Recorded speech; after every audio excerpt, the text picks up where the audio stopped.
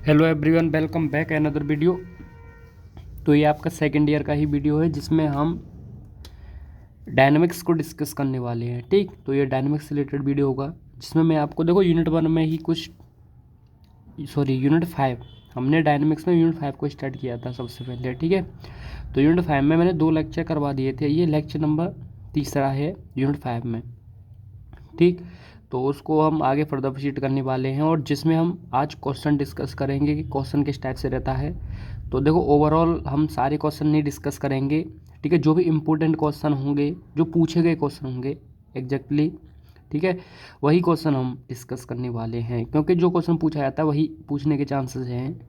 ठीक, और ओवरऑल मैं इसमें आप जो मैं पहले ही बता चुका हूँ कि इम्पोर्टेंट है आपके एग्ज़ाम के। इम्पोर्टेंट तो सारी ही यूनिट हैं क्योंकि हर यूनिट से 10 नंबर का आना ही है। तो इसमें कुछ चीज़ें कम कम कम टाइम में ज़्यादा इसमें से आउटपुट निकाला जा सकता है, इसलिए मैं इसको डिस्कस करवा रहा था। लेक्चर नंबर 1 में हम ये चीज़ डिस्कस कर चुके हैं। ठीक, और देखो सिंपली ये लेक्चर नंबर 1 और लेक्चर नंबर 2 के बाद ही समझ में आएगा लेक्चर नंबर 3। अगर आप डायरेक्टली समझना चाहते हो तो ये समझ में बिल्कुल भी नहीं आएगा। क्यों नहीं आएगा? क्योंकि इसमें कोई हम टॉपिक नहीं डिस्कस करने वाले हैं, हम सीधा क्वेश्चन करेंगे, तो फिर समझने में आपको प्रॉब्लम होगी। तो जो भी लेक्चर नंबर 3 को सीधा देखोगे तो आपको समझ नहीं आएगा। तो लेक्चर नंबर 1 एंड सेकेंड के बाद आप देख सकते हो। ठीक है, तो lecture number 3 dynamics, page number आपका ये 308 है, जिसमें क्वेश्चन नंबर 4 है। तो 1 2 3 आपको दिख जाएगा, वो सॉल्व हैं सारे क्वेश्चन 1 2 3 वाले। तो क्वेश्चन नंबर 4 ये पूछा गया क्वेश्चन है। ठीक है, और इम्पोर्टेंट है। इसमें से ऐसा होता है कि किसी पार्ट को पूछ लेता है क्वेश्चन। मान लो आपसे सर्कल पूछ ले, हाइपरबोला पूछ ले या कॉर्डेड पूछ ले। ठीक, तो ये रहता है यहाँ पर। तो इसमें क्वेश्चन क्या कह रहा है हमसे, वो चीज़ है। तो सबसे पहले देखो, आप लेक्चर नंबर 1 और लेक्चर नंबर 2 की चीज़ें ही डिस्कस होंगी इसमें। तो मैंने आपको देखो तब उसमें बताया था कि differential equation of central orbit, वो हमने डिस्कस किया था। तो उसको मैं एक बार लिख देता हूँ। तो differential equation of central orbit क्या आया था, यो एफ आर था। ठीक है, एंड फोर्स एक्सेलरेशन जो हमने निकाला था वो क्या था, h²u² d2u upon d θ² plus u, यही था ना। ठीक है, तो अब देखो इसमें से क्वेश्चन भी हमसे वो करवाएगा। देखो, find the law of centre of force, हमको सेंटर ये आपका law of centre of force find करना है पोल का। ठीक है, फॉर द फॉलोइंग ऑर्बिट। देखो हमारे पास ऑर्बिट दिया हुआ है कि मान लो जो भी जो भी पार्टिकल है वो कौन से ऑर्बिट में मूव कर रहा है, वो सब दे दिया, यानी कार्डाइड में पहले, फिर हाइपरबोला, सर्किल। और आपको क्या निकालना है, सेंटर ऑफ फोर्स निकालना है। तो सेंटर ऑफ फोर्स का फॉर्मूला हमने निकाला था differential equation of centre orbit. उसमें क्या था, एफ, यानी ये एफ क्या है, ये सेंटर ऑफ फोर्स ही तो है एफ ये। ठीक, तो इसको निकालने के लिए अब समझो आपको किस किस की ज़रूरत पड़ेगी। तो यहाँ पर देखो सिंपली ये एफ डिपेंड किस पे कर रहा है, ये इंपॉर्टेंट है। ठीक है, तो यहाँ पर जो एफ है वो आपका आर और थीटा पर डिपेंड करता है, क्योंकि आपको भी पता है कि पार्टिकल जिस पाथ पर मूव कर रहा होगा, अगर हम आर और थीटा को चेंज करेंगे, ठीक है, तो एफ पर डिपेंड करेगा। क्योंकि वहाँ से देख सकते हैं, मैं लेक्चर नंबर 1 में चीज़ें डिस्कस कर चुका हूँ। ठीक है, तो यहाँ से अब आपको क्या करना होगा कि जब आप एफ़ की वैल्यू निकालो, क्योंकि देखो आपको पता है कि यहाँ सेंटर ऑफ फोर्स क्या होता है, ये होता है, पर लेकिन ये होता है इसमें से आपको देखो d2u upon d θ² plus u। ठीक है, अगर आप u और थीटा को गायब कर देते हो इसमें से, ठीक है, तो जो भी आएगा u और थीटा गायब करने के बाद, ठीक है, उसको हटाने के बाद जो भी हमारे पास ये इक्वेशन निकल के आएगा, वही हमारे क्या होगा, सेंटर ऑफ फोर्स होगा। तो अब आप समझे कि आपको यहाँ से सिंपली देखो, ये आप ये d2 अपॉन d θ², जब आप ऐसे du अपॉन d θ निकालोगे पहले, क्योंकि आपके पास देखो पहले आपको u निकालना है, u से आप d2u अपॉन d θ निकालोगे, उसके बाद आपको d2u अपॉन d θ² ये निकालेंगे। जब हम इस प्रोसेस को करते हैं ना, तो उसमें से, क्योंकि आप प्रोसेस समझ जाओ एक बार बस, क्योंकि ये चारों क्वेश्चन में वही सेम चीज़ रिपीट होगी तो आपको फिर क्लियर हो जाएगा। ठीक है, तो जब आप एफ निकालोगे, जब भी आप देखो 2 टाइप के क्वेश्चन होते हैं बस ओनली, हमको सेंटर ऑफ फोर्स देता है ऑर्बिट पूछेगा, हमको ऑर्बिट देगा तो सेंटर ऑफ फोर्स पूछेगा। बस 2 ही टाइप के क्वेश्चन है पूरी यूनिट में, ऑर्बिट देगा सेंटर ऑफ फोर्स निकालने के लिए बात करेगा, या फोर्स देगा तो हम वो ऑर्बिट देगा तो फोर्स निकालेंगे, और अगर फोर्स देगा तो ऑर्बिट पूछेगा बस। अब यहाँ पर ऑर्बिट दिया है, फोर्स निकालना है, तो वो फोर्स निकालने के लिए सेम यही प्रोसेस रहेगा, कैसा भी क्वेश्चन हो, कुछ भी हो, यही प्रोसेस। आपको बस यहाँ से डी और थीटा को गायब कर देना है बस। अब देखो वो क्या प्रोसेस होता है, जैसे हम निकालेंगे, या देखो आर से भी निकाल सकते हैं, आर थीटा को गायब भी कर सकते हैं, ठीक है। वो डिपेंड करेगा कि फंक्शन किस में दिया है हमसे, ठीक। तो यू अगर मान लो यू से हम डी अपन डी थीटा निकालेंगे, फिर डी टू अपन डी थीटा निकाल लेंगे, फिर इस प्रोसेस में हमको सारी वैल्यू पता होती चलती हैं, ठीक है। वहाँ से इस टाइप का इक्वेशन आपको बनता हुआ दिखेगा जहाँ से इसकी वैल्यू ओवरऑल हम निकाल लेते हैं, फिर आपको हो जाएगा आइडिया। देखो जब आप पहला क्वेश्चन कर लेंगे तो आपको आइडिया हो जाएगा, ठीक है, कि किस टाइप से चीज़ें चलेंगी, यहाँ पर काम होगा। तो पहला क्वेश्चन जब सोल्व करते हैं तब आपको पता चलता है, ठीक है। तो पहला क्वेश्चन ले लेते हैं हम कार्डाइड। अब देखो कार्डाइड अगर आप समझें कि कार्डाइड होता क्या है, तो ये हम यूनिट 2 और यूनिट 3 में पढ़ते हैं कार्डाइड के बारे में पूरा, ठीक है। एकदम खूब बड़ा ये टॉपिक इंपॉर्टेंट टॉपिक होता है आपका कार्डाइड। तो जब यूनिट 2 और 3 करेंगे तो वहाँ पर आपको पता चल जाएगा ये, ठीक है, कार्डाइड। नहीं सिंपली समझ लो कि कार्डाइड का इक्वेशन ये होता है, ठीक है, R equal to A 1 plus cos theta B. तो अब देखो कार्डाइड का ये इक्वेशन आपके पास है, क्वेश्चन खाली कार्डाइड भी लिख के दे सकता है, तो आपको फिर आपको पता होना चाहिए कार्डाइड का इक्वेशन क्या होता है। जैसे हाइपरबोला सर्कल उसने ऐसे लिख के दे दिया तो आपको पता होना चाहिए इनका इक्वेशन, ठीक है। नहीं तो मैं लिख ही देता हूँ, चलो हाइपरबोला का इक्वेशन क्या होगा, एल अपॉन आर आपको पता होगा 1 माइनस ई कॉस थीटा होता है, ठीक है। और सर्किल इसमें और थोड़ा सा लिखना है, ऑन द सर्कमफ्रेंस, ये पूरा क्वेश्चन लिख लेना। पोल जो है सर्कमफ्रेंस पर है, उसकी परिधि पर है पोल, ठीक है। अब देखो ध्यान से, ये कार्डेड है हमारे पास इक्वेशन। अब देखो क्या करेंगे, पहले यू निकाल लो आप, ठीक है, क्योंकि देखो ये आपको पता है सेंटर फोर्स निकालने के एक तो ये है, और एक और तरीका भी था पेडल इक्वेशन जो हमने बताया था, H square upon P Q D P upon D R equal to F, ठीक है। तो इससे भी निकाल सकते हैं हम, इस तरीके इससे कब निकालेंगे, जब क्वेश्चन आएगा मैं आपको बता दूंगा, ठीक है। अब यहाँ पर इससे कैसे निकाल सकते हैं हम, ये यहाँ पर सीखने वाले हैं। तो सबसे पहले देखो आपको यू लाना है। अब आपके पास तो आर है, ठीक है, तो सबसे पहले आपको यू करना है। तो यू के लिए देखो सबसे पहले हम एक काम कर लेते हैं, ये 1 है, इस 1 को पहले हटा देते हैं, ठीक है।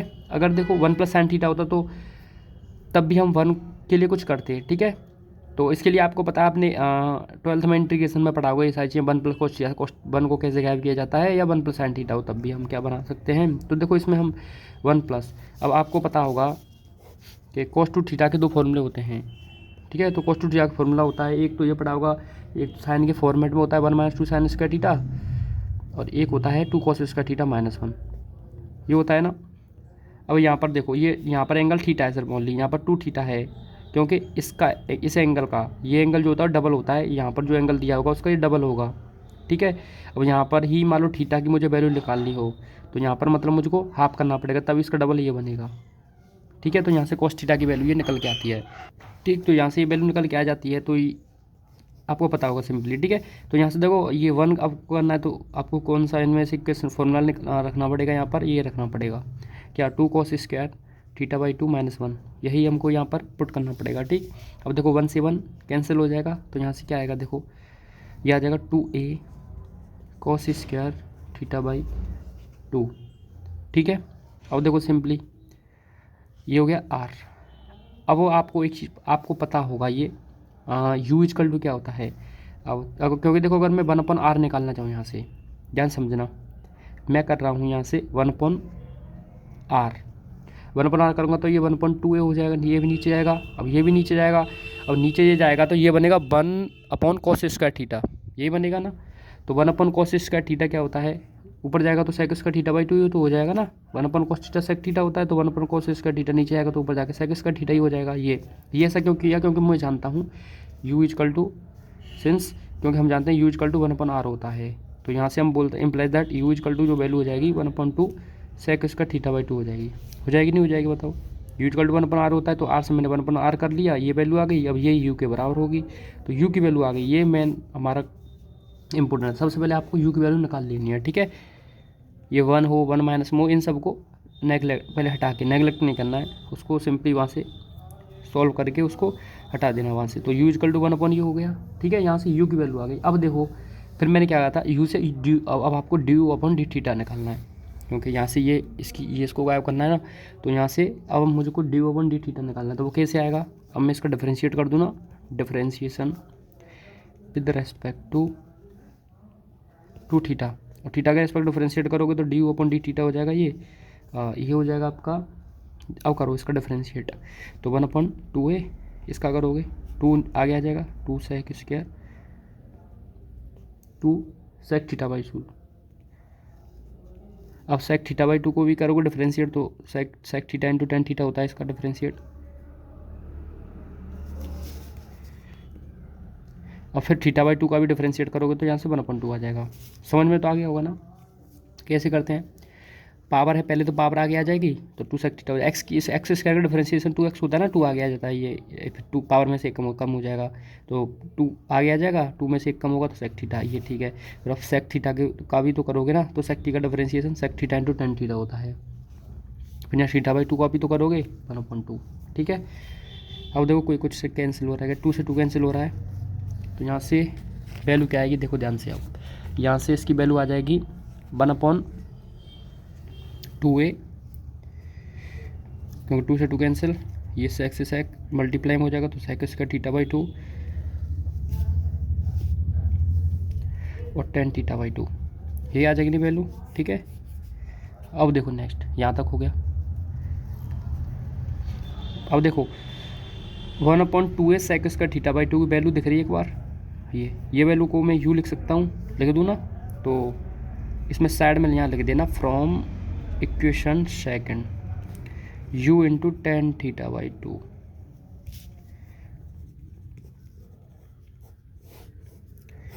ये आ गया इसका वैल्यू, ठीक है। अब नेक्स्ट क्या करेंगे हम, d/u/d थीटा स्क्वायर की वैल्यू निकालेंगे। तो देखो again differentiate with respect to theta, करो भाई डिफरेंशिएट। अब क्या आएगा देखो,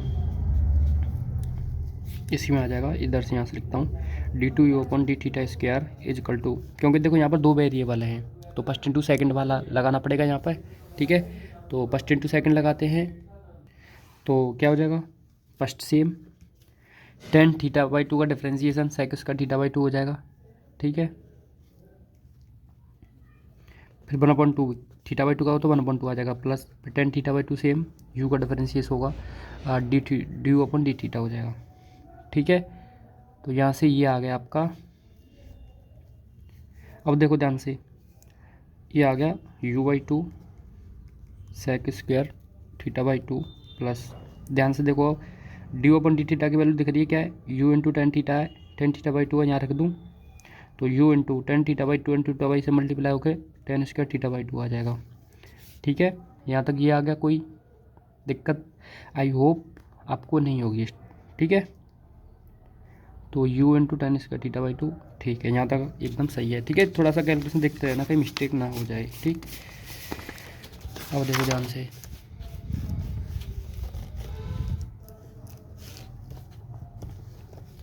d/u/d थीटा स्क्वायर। अब यहाँ से देखो u आपको दिख रहा होगा, इसमें से कॉमन निकाल देता हूँ, ठीक है। या फिर ऐसा कर लेते हैं, दोनों को सेक सेक में कर लेते हैं, ठीक है। तो u/2 sec square theta by 2 plus u into tan square theta by 2 का फॉर्मूला क्या हो जाएगा, सेक स्क्वायर थीटा बाई 2 -1।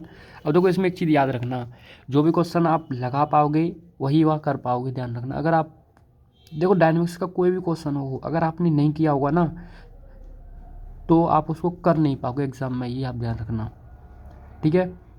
तो जो आप करोगे वही आप वहाँ कर पाओगे, तो इसलिए अच्छे से करना है जो भी क्वेश्चन करना है, ठीक।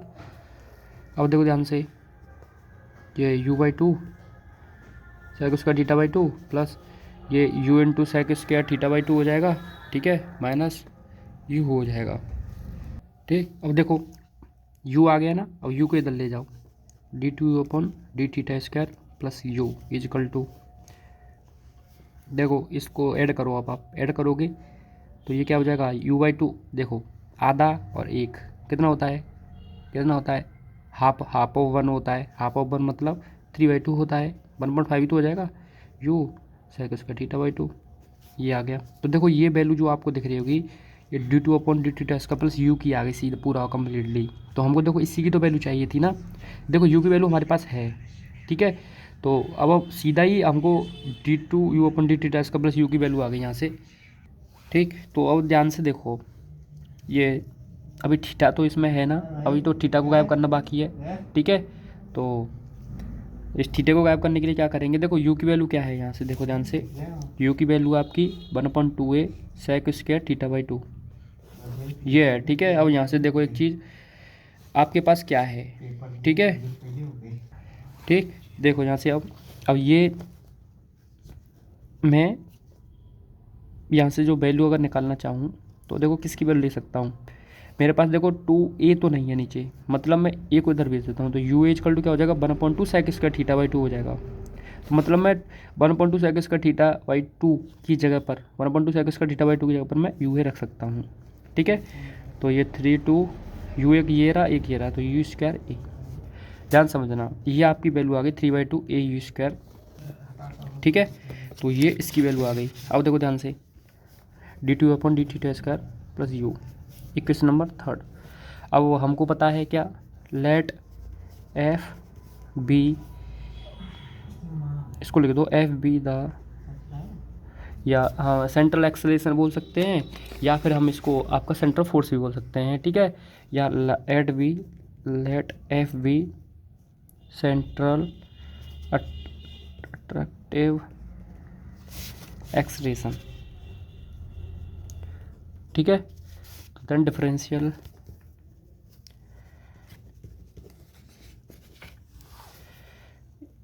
इक्वेशन ऑफ सेंट्रल ऑर्बिट क्या था, डिफरेंशियल इक्वेशन सेंट्रल ऑर्बिट क्या था, F R equal to d2u/dθ² plus u, और ये था H square u square multiply में, ठीक है। अब इसकी वैल्यू फ्रॉम इक्वेशन 3 से रख दो, क्या आएगी, ये आएगी 3/2 यू स्क्वायर ए इंटू, अब देखो ध्यान से यहाँ पर ये आ गया आपका एच स्क्वायर यू स्क्वायर, यहाँ से मल्टीप्लाई कर दो 3/2 एच स्क्वायर यू की पावर 4 इंटू ए, ये आ गया एफ आर, ठीक है। तो ये आपको यहाँ से दिख रहा होगा एच स्क्वायर यू की पावर 4 इंटू ए, तो ये आपका आ गया सेंटर ऑफ फोर्स, ठीक है। तो ये क्वेश्चन ने हमसे पूछा था, तो ये प्रोसेस होता है निकालने का। तो यहाँ से आपको एक प्रोसेस ये जो किस टाइप से किया जाता है ये थोड़ा सा यहाँ से आइडिया लगा होगा। तो सबसे पहले क्या करना है, देखो 2 इक्वेशन आपके पास निकालने के लिए, एक तो यही है, ये वाला भी जो हमने प्रोसेस यूज किया, एक किया h²/p की dp/dr इक्वल टू f। तो जब देखो हमको इक्वेशन वो किसकी फॉर्मेट में देगा, u और थीटा की फॉर्मेट में दे मान लो, ठीक है। जैसे r equal to a1 plus cos theta था, तो ये r और थीटा में था, ठीक है। तो हमको r और थीटा को गायब करना था, तो r को गायब करने के लिए हमने u का यूज कर लिया, ठीक है, और थीटा के लिए हमने d/dθ वाला प्रोसेस लगा दिया, ठीक है। क्योंकि क्वेश्चन हमको r और किस में दिया, यहाँ पर r इक्वल टू था ये a1 प्लस cos थीटा, तो it is given r and theta, ठीक है। तो हमको r एंड थीटा को गायब करना पड़ेगा, क्योंकि इस पर आपका फोर्स डिपेंड करेगा। तो r और थीटा के बाद जो ए से कोई हमको कोई फ़र्क नहीं पड़ता, क्योंकि ए पर डिपेंड नहीं करेगा आपका फोर्स, ठीक है। तो r और थीटा को गायब करने के लिए हमने r यू इक्वल टू होता है 1/r, ठीक है। तो यहाँ से हमने r को गायब कर दिया इससे, और फिर दूसरा हमने थीटा को गायब करने के लिए ये सारा प्रोसेस यूज किया, हमने u से d/dθ निकाला, फिर d/dθ से d/dθ स्क्वायर निकाला, क्योंकि हम जानते हैं d/dθ स्क्वायर प्लस u, ये पूरा इसको गायब कर देंगे, ठीक है। तो काम हो जाएगा हमारा, ठीक है। तो ये क्वेश्चन आपको एकदम क्लियर होगा, आई होप आपको कोई दिक्कत नहीं होगी इसमें। तो किस टाइप से प्रोसेस यूज किया है ये इसमें मैंने आपको करवा के दिखा दिया। अब देखो आपको क्या करना है, आपको ये सेकंड क्वेश्चन और थर्ड क्वेश्चन को एक बार खुद से ट्राई करके ज़रूर देखना है, ठीक है।